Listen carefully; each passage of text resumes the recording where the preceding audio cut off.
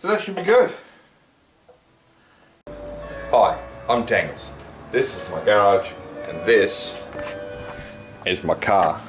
Alright, just 2 holes here to help zip tie the loom so I can pull it in tight against there on the inside and then tight against there on the outside, and then through these will suffice. That'll hold it all in place. I gave this a quick prime before, give it an hour to dry, time to put it in.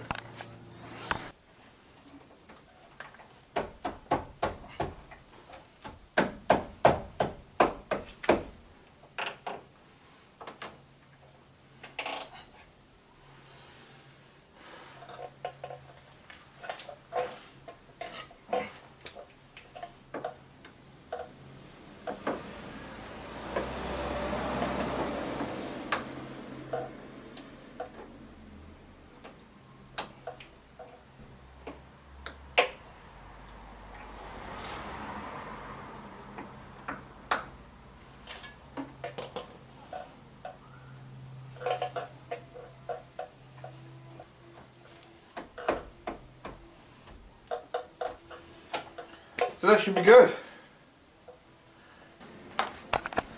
That's the loom now sitting where I want it, on the top side of this, out of the way.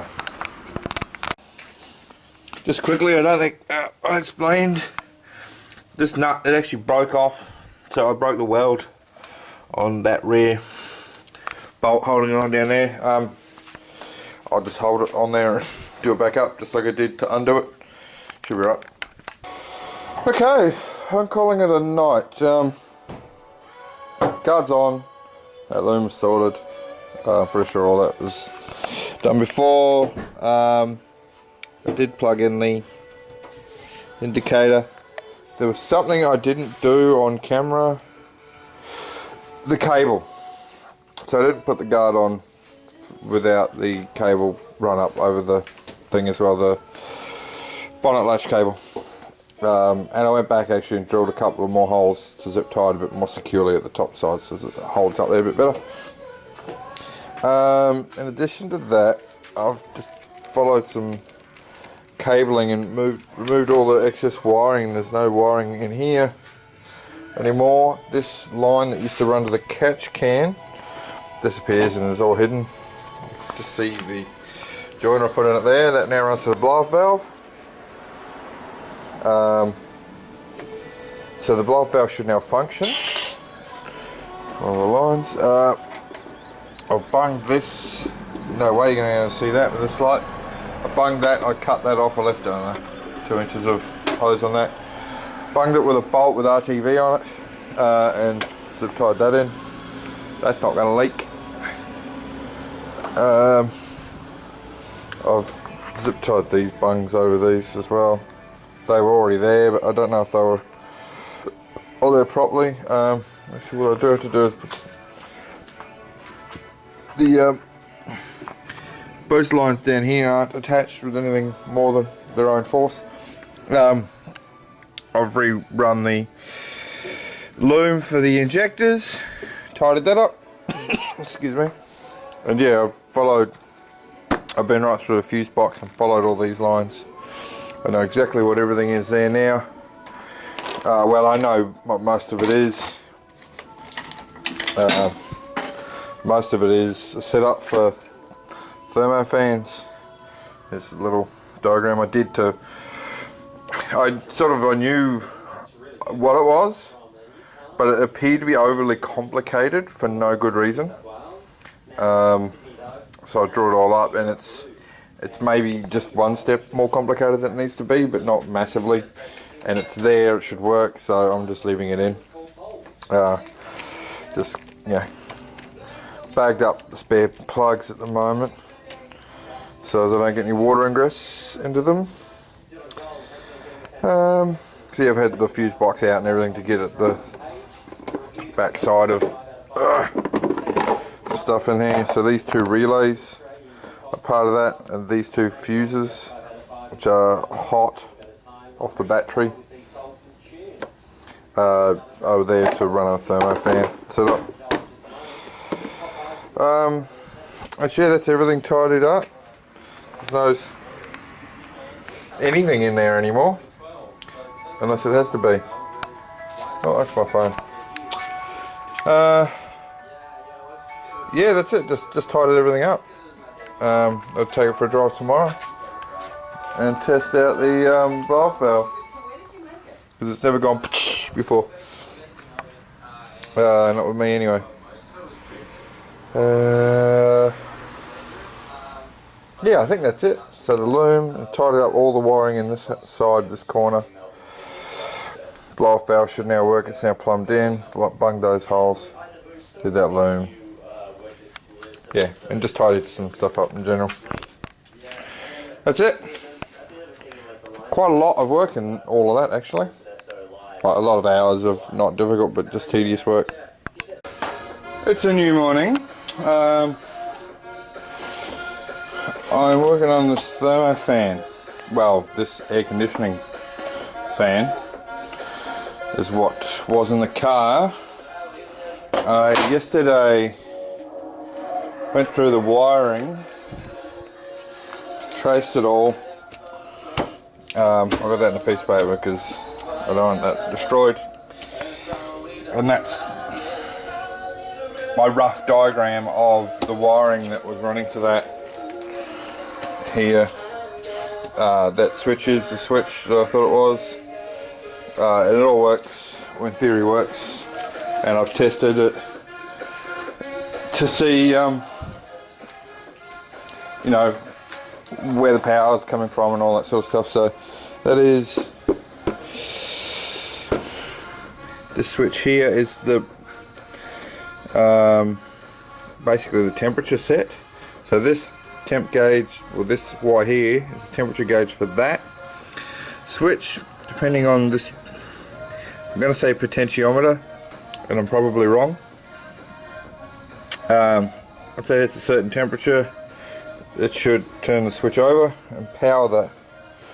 Now, the power comes from the ignition somewhere, I don't know where, but it comes on when the key's in the ignition, you know, at the engine on position, not the accessories. And then the earth comes through here and runs through relays, and so there's two switches, there's two plugs. They're both in that bag, I think. So I've tidied all this up, which I probably shouldn't have done if I'm going to do this now, but it is what it is. Yeah, and that all just runs, so the relays are all driven on the earth side of the circuit. And then there's power coming direct from the battery via the relays to power the fan. I did just stick it in here. Approximately, you know, where it goes factory, so it sits out here. I want to recess it in there, and this looks like there's enough room to get it right in against the radiator. I might be able to get it inside there, I might not, but first thing I need to do now, I took a series of photos, I might show you those now, of it sitting in place, and took a few key measurements. So now, as per this one here that broke off, which goes there, I can remove, if I remove all these, I'll be able to tell for sure whether or not it can go in hard against the radiator and where it will be relative to where it was, because I've taken some measurements laterally, because it will have to move inboard slightly.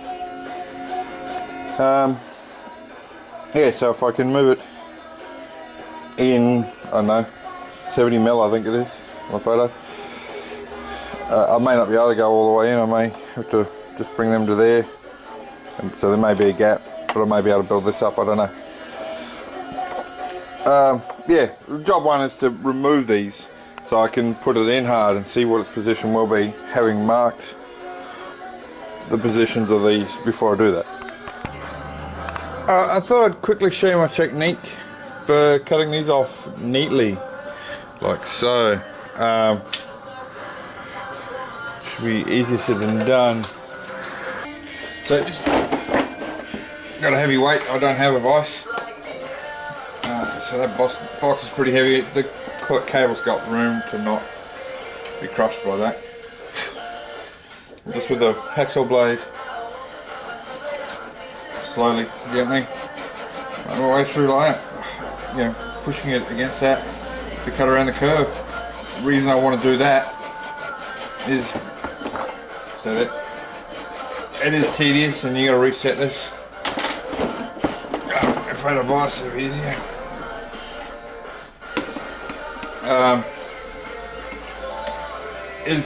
So the reason I want to do it very neat like this is I want to stick these back on, and I want to stick them back on in almost the same relative position. Not exactly the same, they're going to be further up, and this one will be rotated around that way. Well, not rotated, but just offset that way a little bit.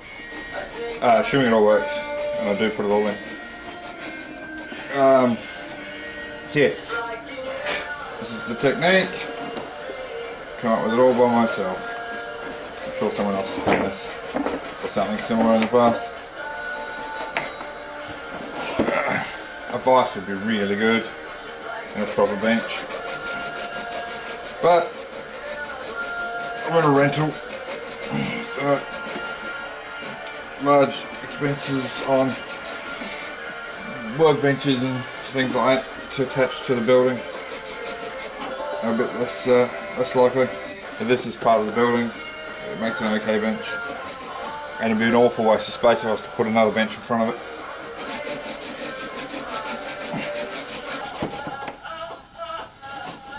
There we go. Break the last bit, open it up, and then run the saw through.